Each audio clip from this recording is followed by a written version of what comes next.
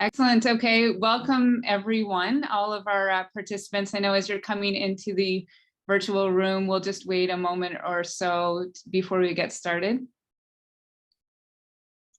And just a reminder to people that recording is on.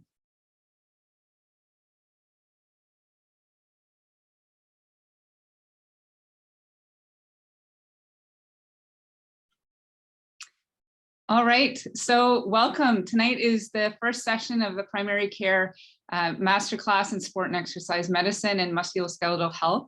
And it's been supported by the Schulich Faculty of Medicine, Department of Family Medicine, and Fowler Kennedy Sports Medicine Clinic here in London, Ontario.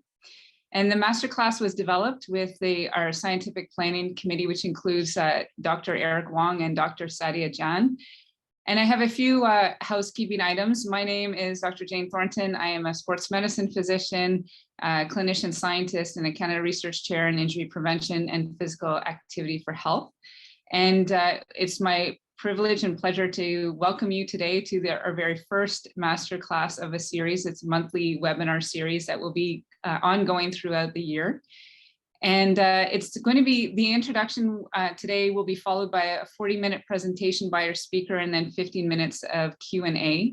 So we've turned off the chat and we will be essentially looking at the questions and answers in that Q&A tab at the bottom of your screen. You can also upvote a question if you like somebody else's question, and I'll be moderating those at the end of the session. The session is being recorded, as I mentioned, and in order to get your full CME credit for those that are interested in that, to please attend the full session, and then we will be sending those certificates in about a week's time from this masterclass. So I also have the great privilege of introducing our speaker today. And it's Dr. Paul Dorian. He's a Department Director, Division of Cardiology, University of Toronto, and the Staff Cardiac Electrophysiologist at St. Michael's Hospital. He's a Professor of Medicine in Division of Cardiology and in Division of Clinical Pharmacology at the University of Toronto, and a Staff Scientist at the Li Ka-shing Knowledge Institute. Dr. Dorian received his medical degree from McGill University, trained in internal medicine and cardiology in Toronto, certified by Royal College of Physicians and Surgeons of Canada in internal medicine and in cardiology. He didn't stop there. He also has an MSc in pharmacology and a fellowship in cardiac electrophysiology at Stanford, and a good friend and colleague of ours, who's also he himself a big name in Canadian sport and exercise medicine, refers to Dr. Dorian as the godfather of electrophysiology. And we're very, very privileged to have him here speaking to us and teaching us about exercise in the heart. He has many research interests, including basic science research in advanced cardiac life support, atrial fibrillation, and clinical pharmacology, and quality of life in patients with arrhythmias. So thank you for joining us tonight, Dr. Dorian, and the floor is yours. Thank you very much, Jane. It's a delight. I'm delighted to chat with all of you. I know this is cyberspace. I wish I could be with you in person, but this is one of the side benefits, I guess, of the aftermath of COVID, is that we get to chat with colleagues all across the country. By the way, those of you who know me know that I'm about as far from Marlon Brando as you can possibly imagine in terms of being a godfather. It's my pleasure to talk about exercise in the heart. It's a pretty big topic.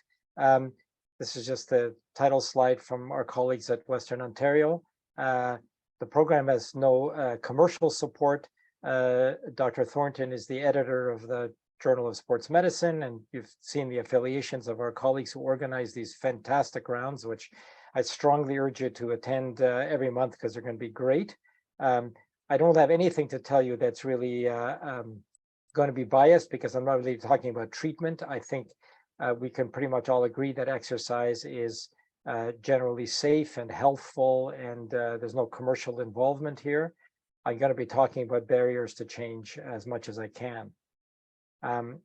I am the Director of Sports Cardiology at Toronto, which I hope is not a relevant conflict of interest. So what I'd like to talk about is to summarize, I did, just out of interest, a Google search on exercise and health, and there are 2,850,000,000 hits in 0.52 seconds. So I'm not going to summarize 2,850,000,000 websites. but I am going to try to do justice to the topic very briefly as an overview, and hope there's lots of time for questions.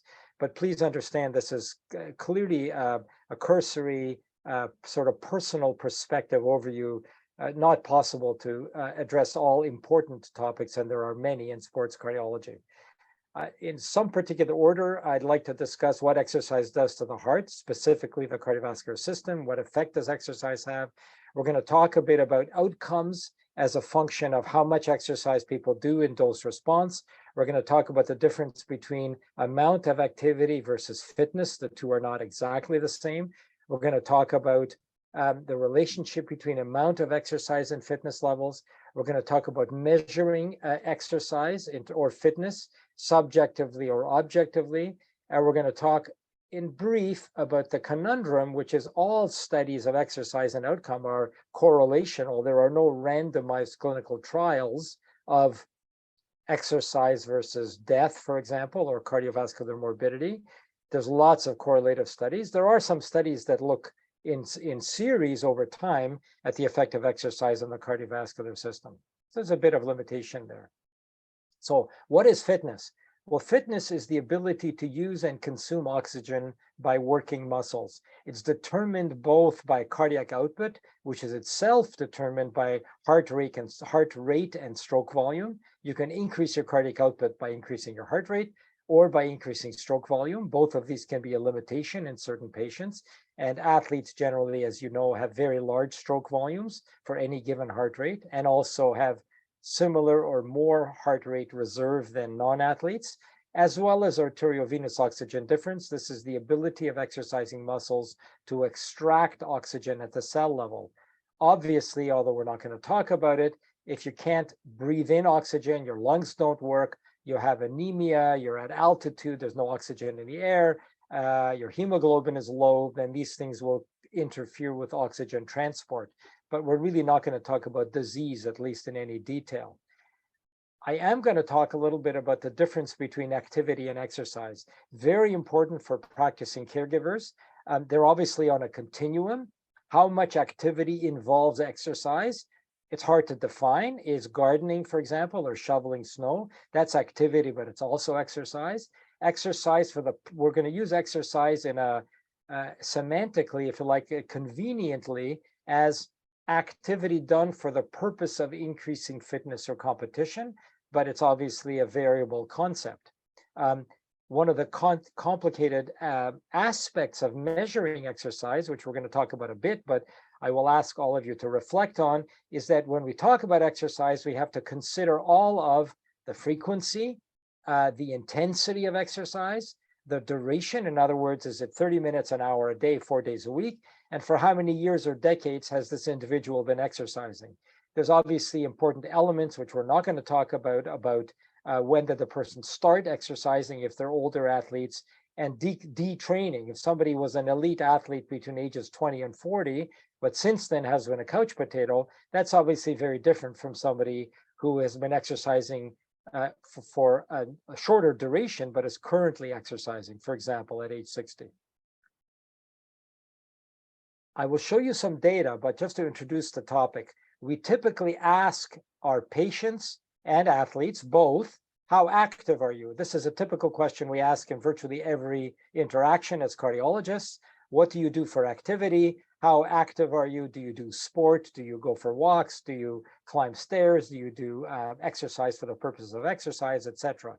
The problem is that these subjective measures are not irrelevant, they're important, but they're relatively inaccurate unless we learn to ask the questions in a very quantitative way.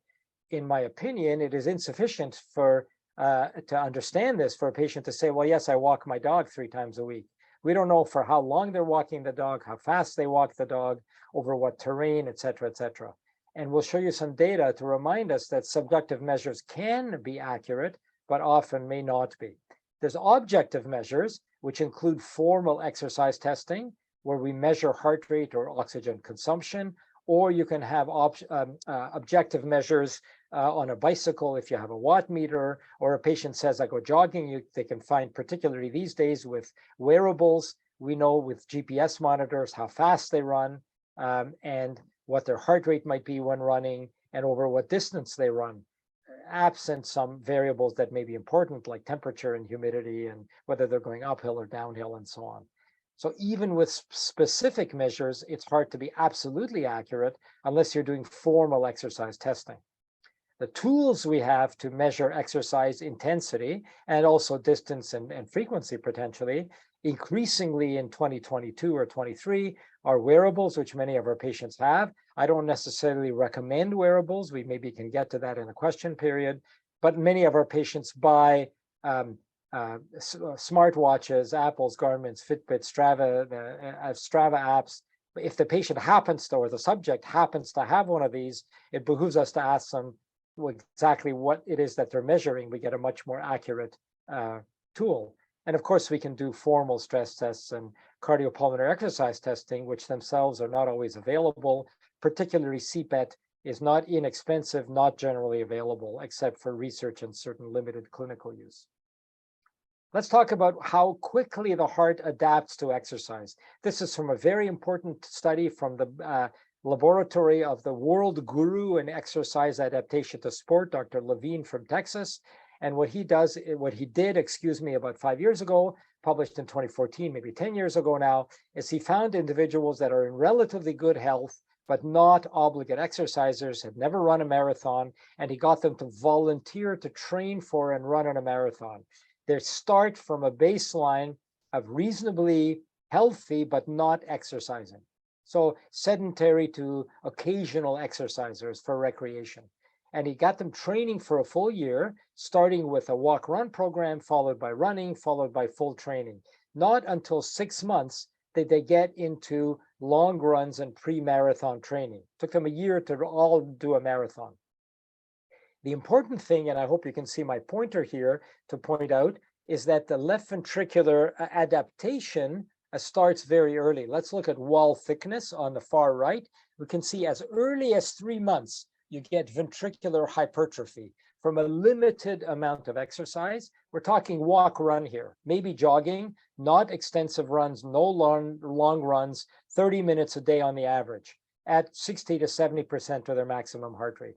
So LVH, not left ventricular hypertrophy, left ventricular thinning, not necessarily meeting the criteria for athlete remodeling. In some cases, yes, this is athlete's heart with some degree of LVH.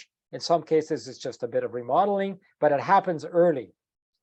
Dilatation of the heart, which is more important for cardiac efficiency because it allows for larger stroke volume, takes a little longer. That takes maybe 6 to 9 months.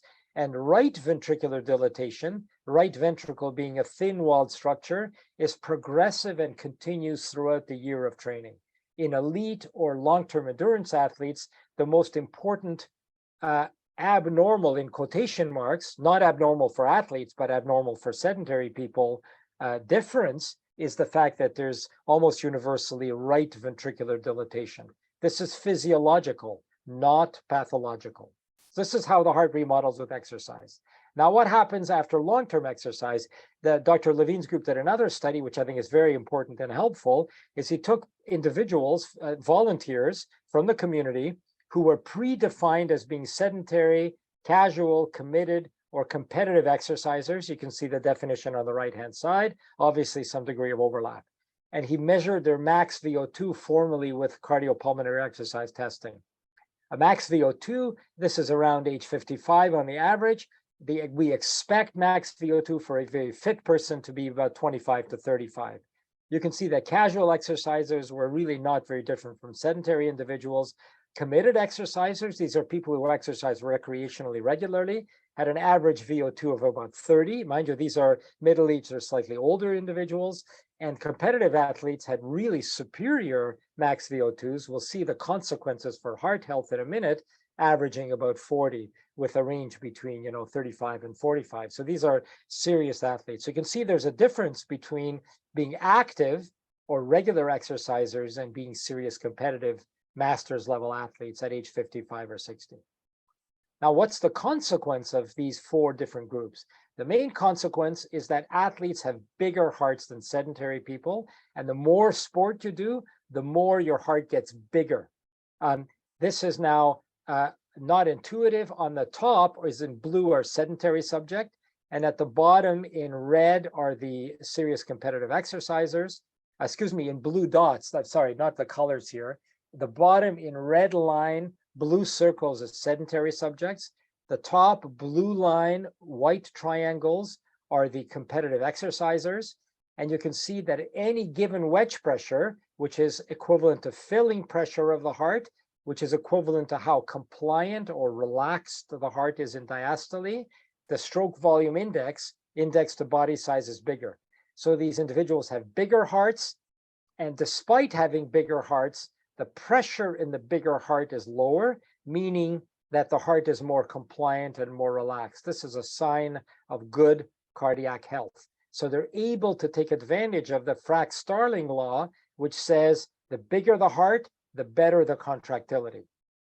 Their diastolic function is better, meaning the heart, again, is more relaxed, the pressures are lower, the ventricles are more compliant. We don't have to go through the details of the XY plot here. The consequence, this is my belief, the consequence is that my belief about why athletes can exercise with less dyspnea is when we have high cardiac outputs, we get more cardiac filling, higher cardiac output, more blood circulating through the heart. But despite more blood circulation, more volume, the athletes have a more compliant ventricle, less pressure in diastole, and the pressure in the heart in diastole is transmitted to the lungs, and therefore less pulmonary pressure in diastole, less dyspnea. This is my interpretation of why stiff hearts cause dyspnea and compliant hearts cause less dyspnea, obviously subject to the amount of work that you do. Without belaboring this complex line, the slope of this relationship between LV and diastolic volume and stroke work is contractility. So athletes' heart are not more contractile. They're not stronger than non-athletes' heart. So the difference between athletes, and this is sort of, our patients may not necessarily appreciate this. If you do sport, your heart does not get stronger. The contractility does not improve. Your heart gets bigger and gets more compliant, and bigger hearts are more effective than smaller hearts. So what's the consequence? We're going to talk about a controversy about how much exercise is enough and how much exercise is too much. This is one of the better studies. There's probably 100 such studies in the literature. I picked some that are very recent. This is a very good study from the UK Biobank. This is important, this particular study, because they measured activity using an accelerometer. This is not subjective measures. This is objective. They wore an accelerometer on their body and they measured activity in everyday activities and sport activities.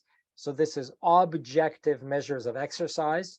And they defined vigorous activity according to the measures from the accelerometer, very complicated equations looking at the acceleration in various planes of motion. And vigorous in general translates, using some very good science they have done, to approximately 6 METs. And 6 METs would be approximately running 10 kilometers in 1 hour. So that's fast jogging. We're not talking about people who necessarily jog. They might be gardening, shoveling snow, climbing stairs. This could be intermittent or continuous activity. This could be activity for recreation or work. But they added up all this vigorous activity, and they found that if you do about 30 minutes per week, it's not a lot, of 6 METs of activity, you get near plateau of all-cause mortality reduction compared to completely sedentary individuals, who obviously exist. Some people really are couch potatoes. So it doesn't take a lot of exercise to get near maximum benefit on all-cause mortality. And that benefit plateaus, but I would emphasize doesn't get worse. So this concept of J curve, where very, very vigorous activity increases deaths, I think is not true. There's nothing lost by being a committed athlete. We'll talk about some of the details later, but there's not a lot to gain. So the good news for our patients and our subjects, if you like, is if you do as little as 30 to 60 minutes a week of moderately vigorous activity, you're going to get most of the benefits that you want to get from exercise. For cardiovascular mortality, You get more benefit if you're a committed recreational or competitive athlete, but still most of the benefit here, hazard ratio is an unbelievable 60 to 70% reduction in cardiovascular disease mortality in the most vigorous exercisers, but more than a 50% reduction at 30 minutes a week. In cancer mortality, less of magnitude of benefit, but still some benefit.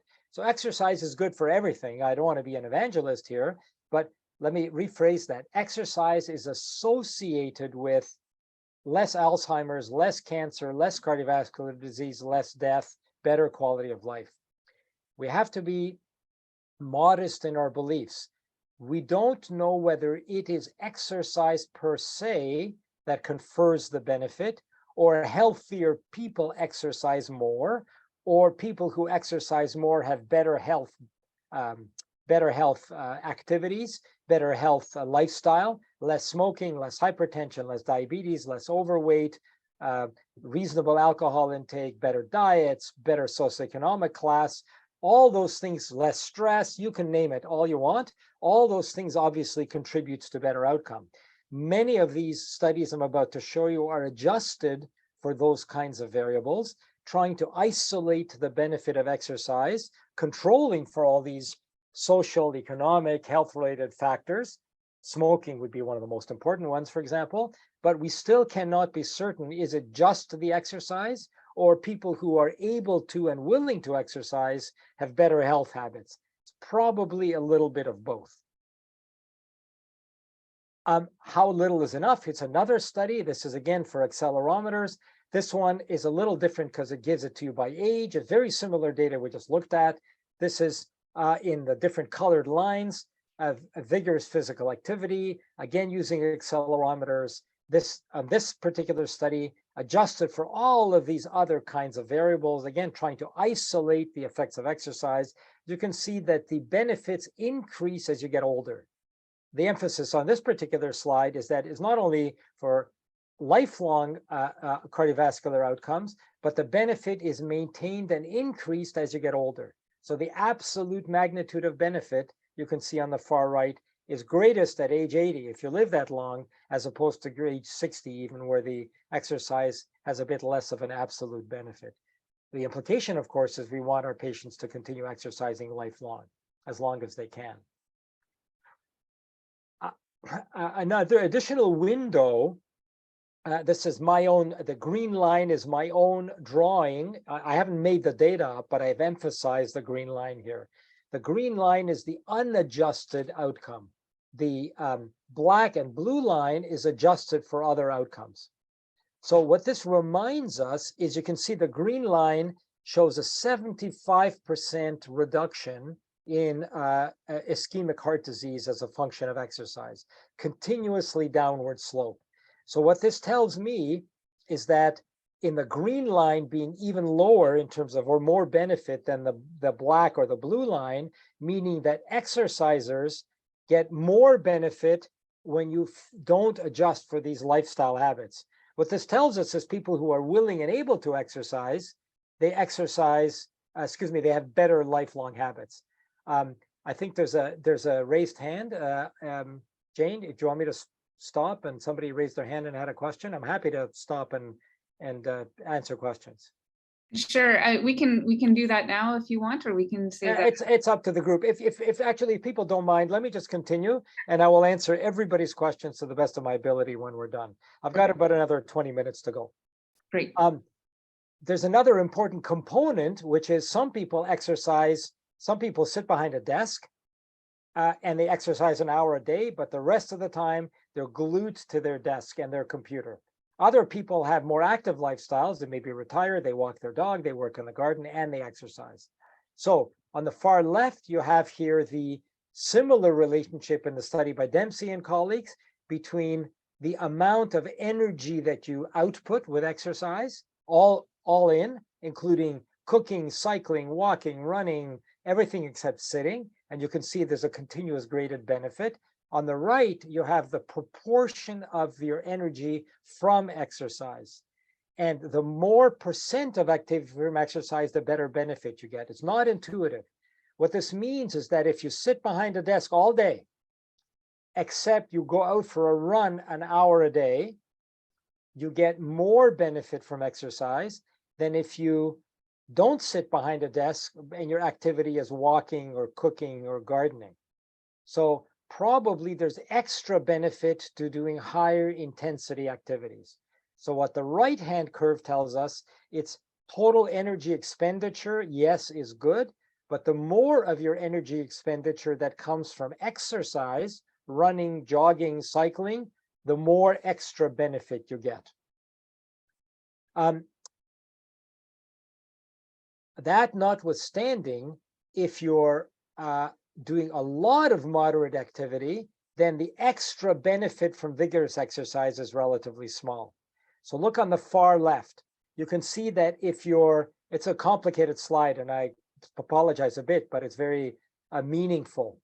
On the far right-hand side, you have people who do minimal moderate physical activity, people who work behind a desk, 0 to 90 minutes a week of moderate activity.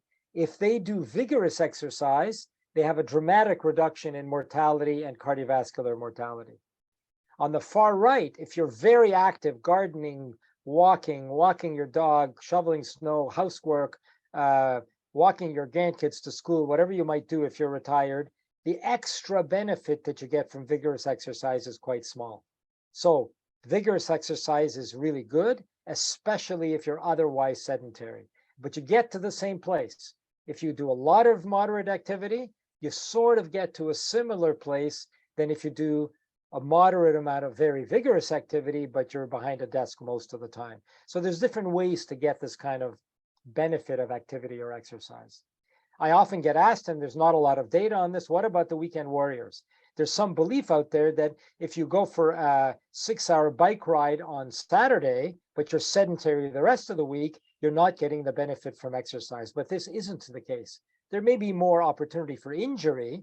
We're just talking about cardiovascular benefit, but there's no difference in outcome between the weekend warriors in blue and the regularly active in red in terms of the hazard ratio for mortality. Just as much benefit if you do 6 hours of exercise on a Saturday or a Sunday than if you do 1 hour of exercise every day during the week. Of course, not many people do 6 hours on the weekend. They probably couldn't unless they were in reasonably good shape. But just to remind our patients that you don't have to do it all. You can do it staggered. We'll talk if there's time later on. You can stagger it into 10 bouts of exercise a day. It's obviously inconvenient, or you can do it all at once on a Saturday, probably just as good. It's the product of intensity by duration, not how it's distributed. We're often asked about, what about people who do a lot of sitting? Well, let's look on the far left-hand side. This is a bit of a repeat what I talked about. If you do a lot of sitting, but you're very physically active, look in the far left-hand side, there's 4 red dots, greater than 8 hours a day of sitting, but you do a lot of exercise, you suffer very little in terms of heart health. So physical activity mitigates the risk of sitting. If you go on the far right-hand side, if you're a couch potato, or excuse me, if you don't do much activity, then sitting is a big problem. So if you do very little activity, less than 2.5 Met hours per week of moderate activity, but you sit 8 hours a day, you pay a big price in terms of heart health. So sitting is a problem, but it's particularly a problem if you're relatively inactive. What about TV watching? This is kind of, I don't know anybody who watches more than 5 hours of TV a day. I do not recommend this for anybody, but TV watching, for whatever it's worth, is a problem even if you're physically active. If you're inactive on the far right, TV watching absolutely kills you, particularly if you watch CNN or C-SPAN and politicians arguing with each other, that kills you for sure. But on the far right-hand side, if you're relatively inactive, TV watching 3 to 5 hours a day is terrible. If you're very physically active, you can watch up to 3-4 hours of TV a day. I don't know who would want to watch that much TV, but sitting in front of a TV 5 hours a day isn't very helpful. Kind of intuitive, but it's an interesting little factoid you may want to share with your patients. Getting back to the self-report versus objectively measured, if you measure activity with an accelerometer, your benefit is greater than if people say they are physically active. This is because people overestimate the amount of activity they do. So patients tell us, yeah, I'm pretty active, I do lots of sport, etc., and their mortality is down by 20, 25%, depending on the study. If you measure it objectively and you verify that they are that active, their mortality is down by 50%, which tells us that patients have sometimes a hard time in judging the level of activity they do, and it behooves us to get some objective measures. So any amount of activity is good, but obviously more intensity objectively measured is better than intensity subjectively measured. This somewhat complicated verbal slide tells us that about 30% of the variability in objectively measured activity is lost, if you like, with subjectively measured activity. You can get pretty large discrepancy between what patients say they do and what they actually do. It's mostly not duration, but it's vigorousness. People say, I go jogging, but they may be much slower than they think they are. And this is related to some degree to their BMI as a correlation. Higher BMI and women in general tended to over-report vigorous activity. I'm not going to make a comment on that. I'm not sure what the mechanisms are. Let's forget activity now and get to fitness. Fitness is not the same as activity.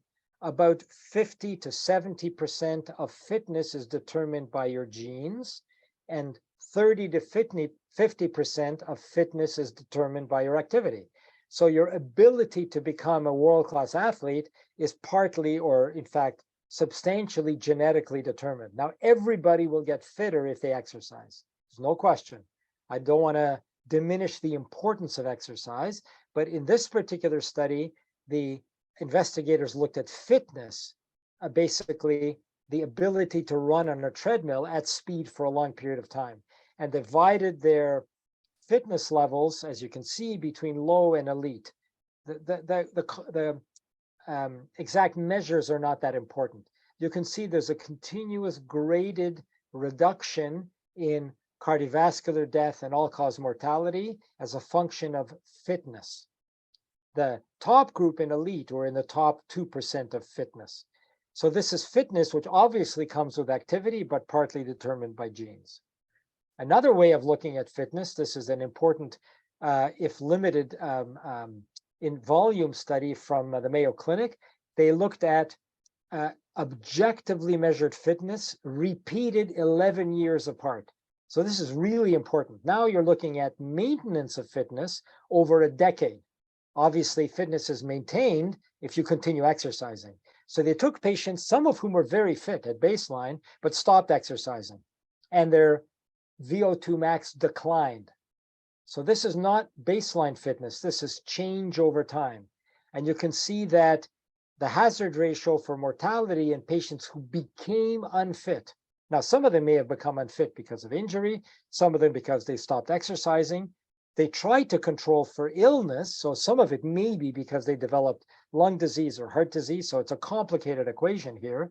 But at the end of 11 years, the average VO2 max is 27, which is still normal. We're not talking about heart failure, severe coronary disease, COPD patients. We're talking about patients who became sedentary. Average VO2 max of 32, which is really good.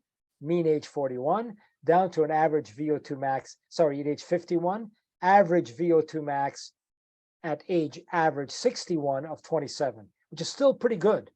But you can see here, if you lose fitness, your outcomes are much worse than people who had no change in fitness. People who gained fitness had a reduction in mortality. So this reminds us that it's not just fitness and not just exercise, it's the ability to continue exercise into middle age and beyond. There's a common, I only have about 10 minutes left, but there's a common, I don't have time to go into this because it's highly polemical. This could be 2 hours of discussion. January 2023, this is from a week ago, very highly respected journal, New England Journal of Evidence-Based Medicine. It's a companion to the New England Journal of Medicine, highly respected cardiologists.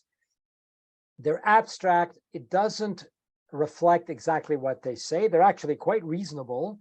But if you read only the abstract, you would be, you might believe that excessive exercise is harmful, and they go through the evidence. I will tell you that I agree with everything they say, but the headline is a bit misleading. It's just like headlines in newspapers can be misleading. Your patients and your subjects and your clients will ask you, is there such a thing as too much exercise? And the answer is almost never. We don't have time to go through the long song and dance. This could take several hours, but there's a belief that if you exercise a lot, like ultra endurance marathoners, world-class competitive athletes, can they exercise themselves to death? The answer is we don't think so, but we're not sure. Chronic exercise can be associated with ventricular fibrosis. It's true, but not important. Exercise may lead to coronary calcification. It's true, but it's irrelevant. Veterans, endurance athletes do have an increase in atrial fibrillation. We could spend another hour talking about that. It's a marked exaggeration. The absolute risk of AFib in a competitive endurance athlete is about 2 or 3% compared to 0.5% in non-athletes. So the relative increase is true. The absolute increase is small. And biomarkers after races is true, but irrelevant. It is true that exercise can trigger acute events. If you go out for a run or a race, your instantaneous risk of sudden death during the run is increased several-fold over the same person who's sitting behind a desk or watching TV. But the proportional increase in sudden death of sudden death during exercise is highly dependent on whether you're a couch potato or an exerciser. If somebody is unused to exercise and goes out and shovels snow or goes and runs a 10K race without training, their instantaneous risk of dying is 100-fold of an infarct, but it's also true of sudden death, is 100-fold greater than if they sat behind TV for that 1 hour of exercise. If you're a habitual 10K runner and you have a 10K run and a race, your instantaneous risk during that hour is 2-fold greater than if you were not exercising. So yes, exercise can precipitate severe arrhythmias, but you're actually protecting yourself from exercise-induced disasters by being a regular athlete. This is, to me, the best evidence that the fittest do better than the less fit. The Vasaloppet is a famous ski race. It's a 90-kilometer ski race for men, 30 to 90 for women. In Sweden, it's a national event. They close the country so people can race. And this is racers. There's thousands.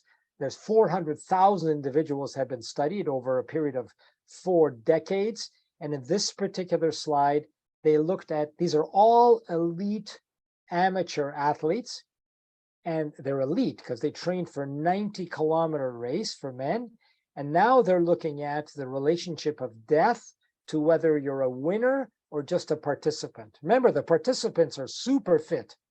Percent of winning time means it took you 4 times longer than the fastest, who tend to be world-class Olympic level athletes. And there is a continued downward slope, meaning better longevity, hazard ratio for death in the individuals who are the fastest, meaning there's only gains and not losses with respect to death to being the fastest of the fast as compared to just fast as an athlete.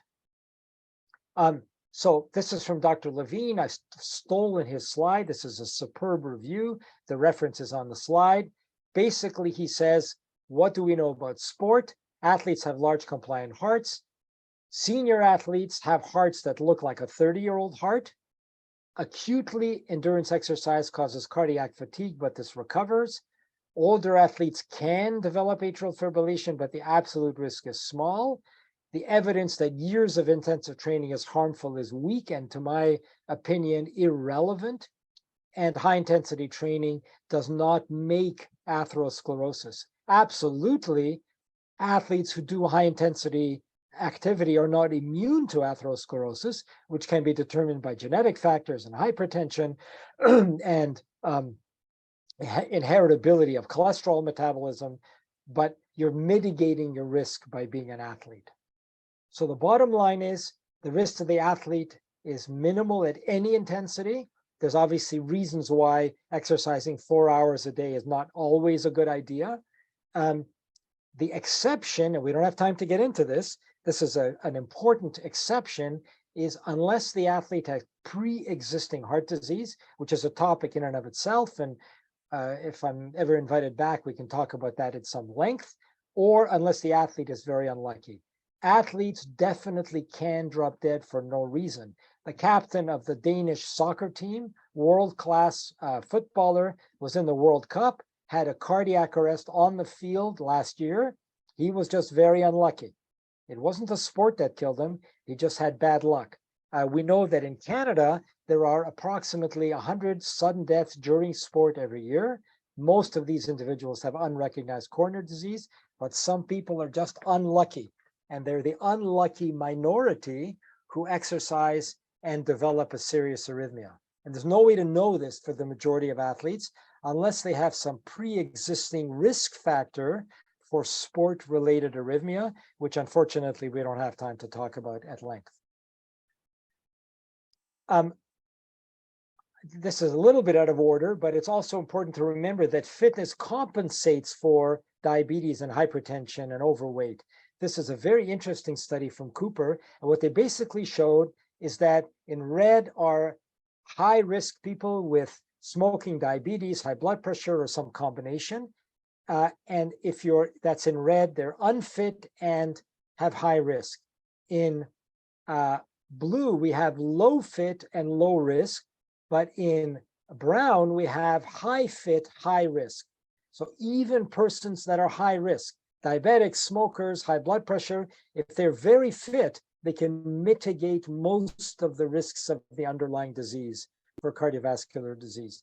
Obviously, having high cholesterol and hypertension and diabetes is not good for you, but you can mitigate these risks to a large degree, if not completely, by being extremely fit.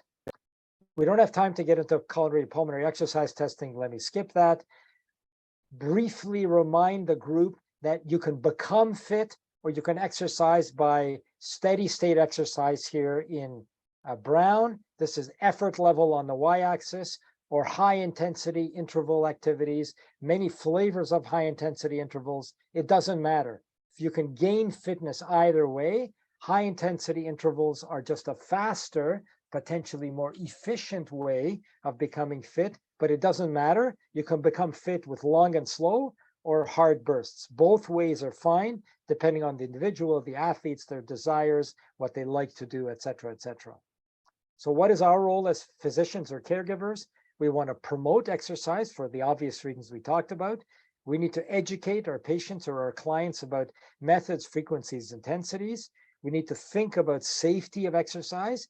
And the healthy fit, don't worry, no problem, do what you want. I tell my patients, run a marathon tomorrow. Your knees may suffer, but your heart's going to be fine.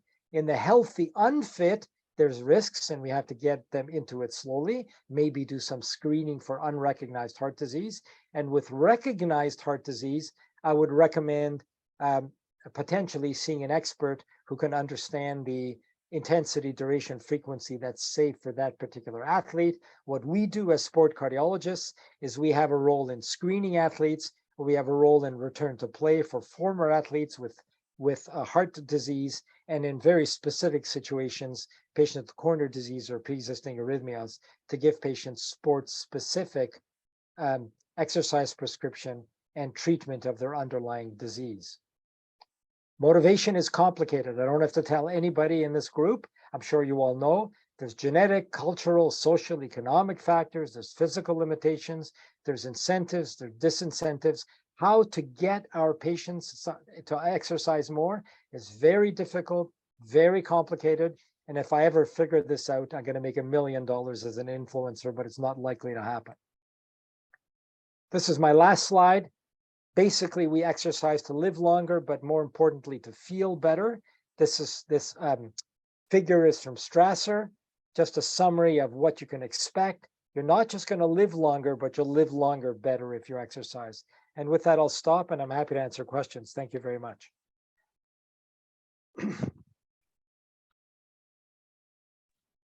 Wonderful. Thank you so much, Paul. That was outstanding. And you can just tell it's just the tip of the iceberg in terms of the kind of topics that we can discuss. Of course, we're going to have you back, and you certainly are an influencer in this world, and we're so grateful to have you here today.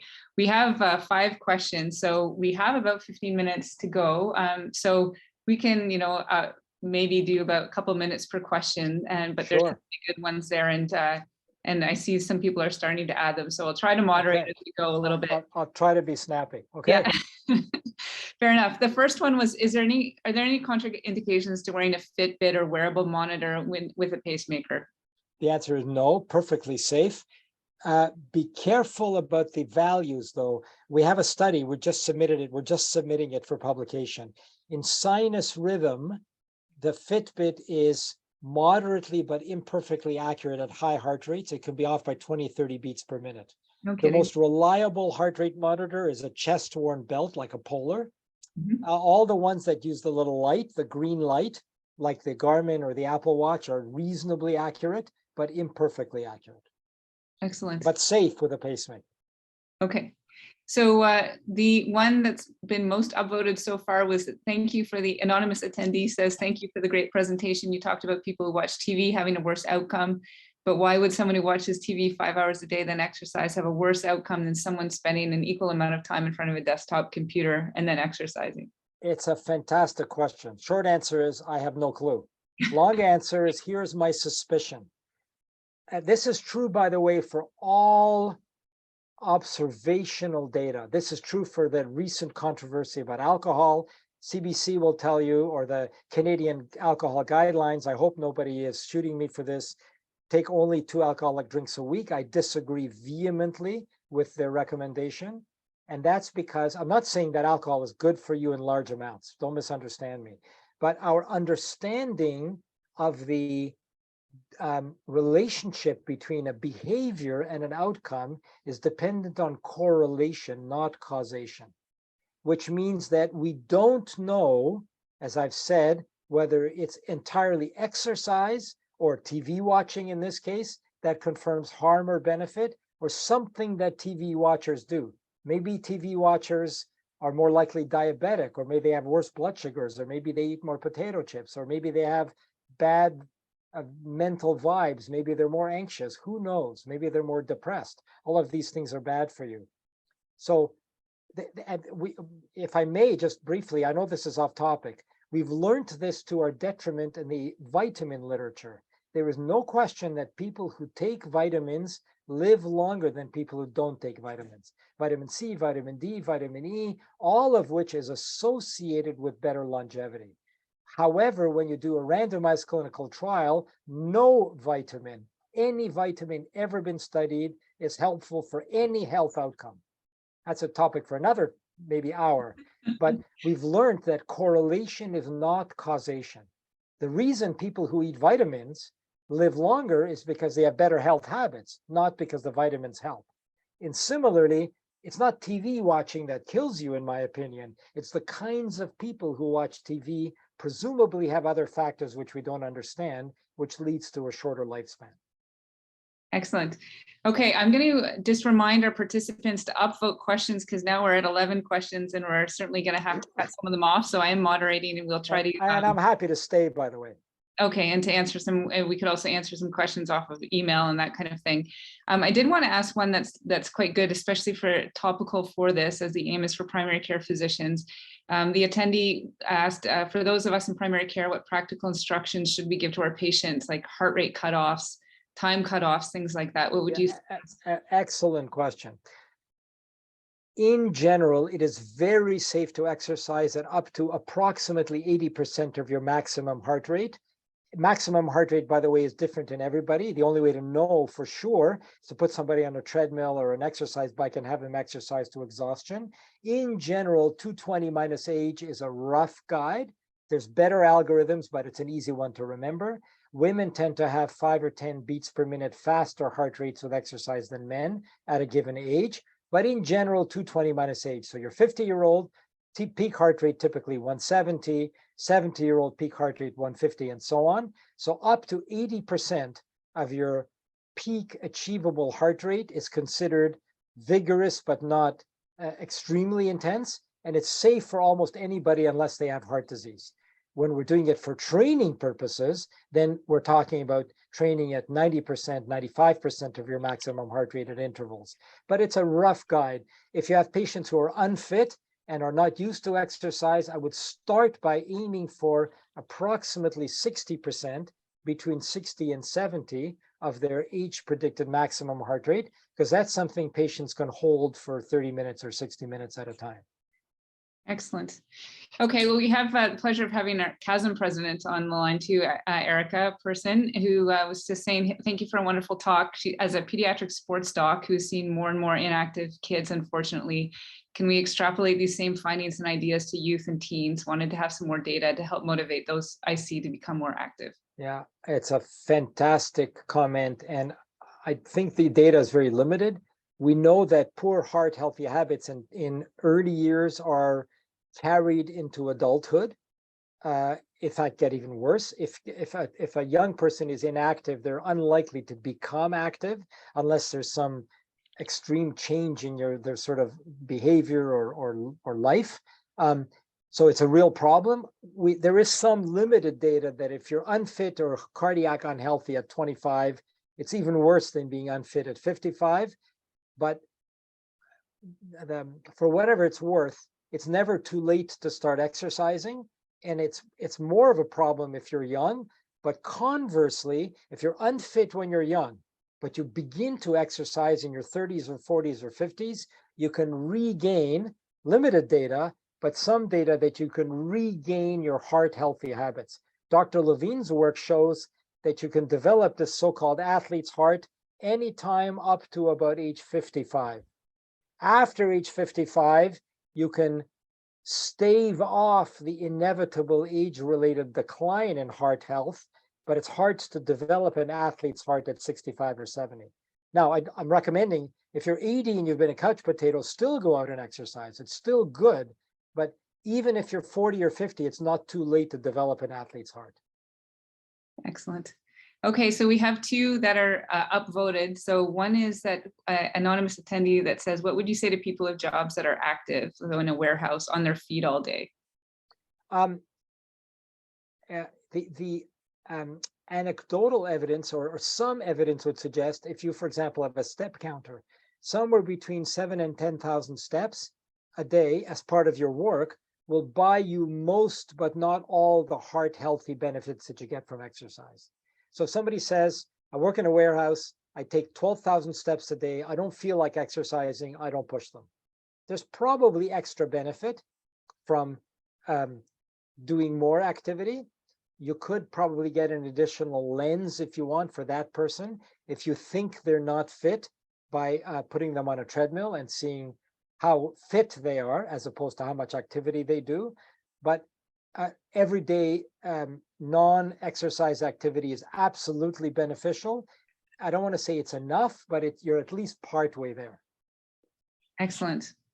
Okay, so what I'll do is I'm going to ask one more question, and this is kind of the upvoted one. The other ones actually that people have asked will either be the next time that we get Dr. Dorian on, because they're a lot, very much with the elite athlete perspective, which certainly I have a fascination about, as well as we've worked on retired athletes' heart health as well. So we can come back to those or send some answers along your way, but we'd love to have you back.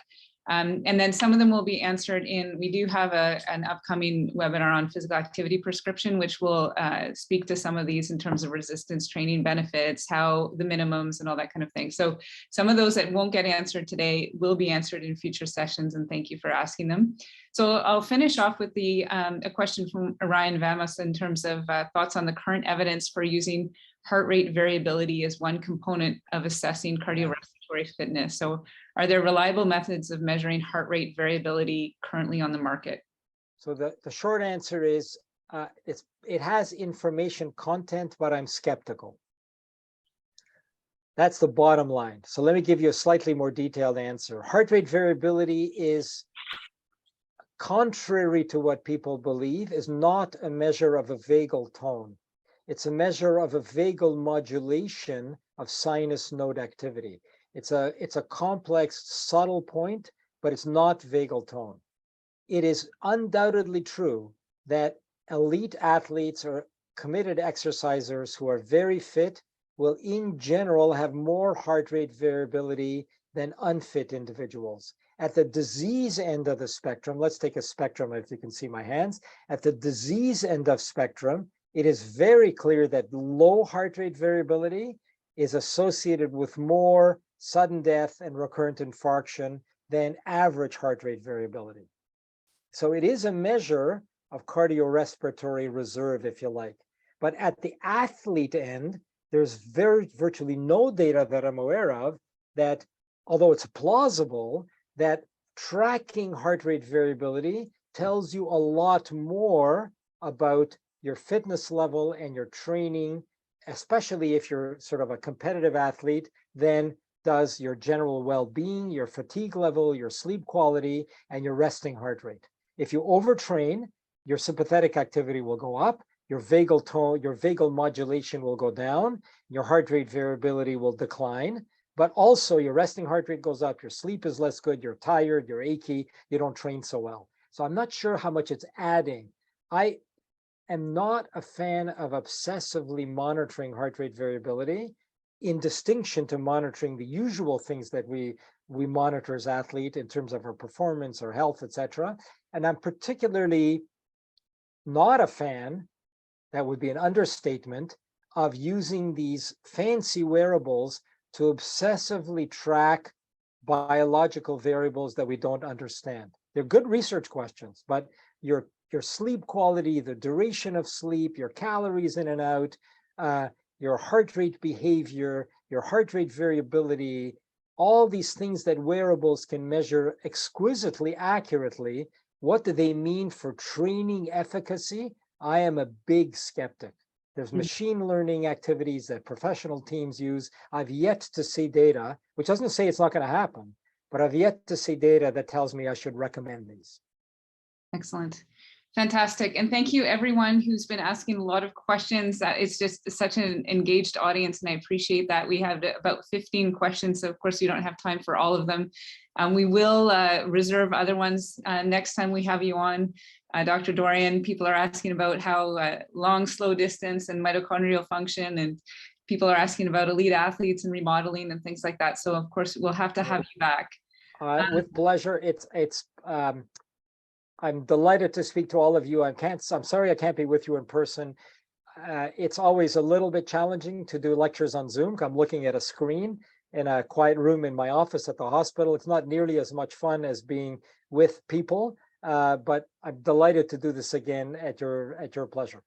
Well, it's wonderful. So I'll close off from a comment from the yet another anonymous attendee that says, "This was fantastic. Thank you, Dr. Dorian. I'm leaving with some really good factoids and counseling points for my patients." And I think that's definitely a resonating sentiment from our audience today. We've had over 100 participants tonight.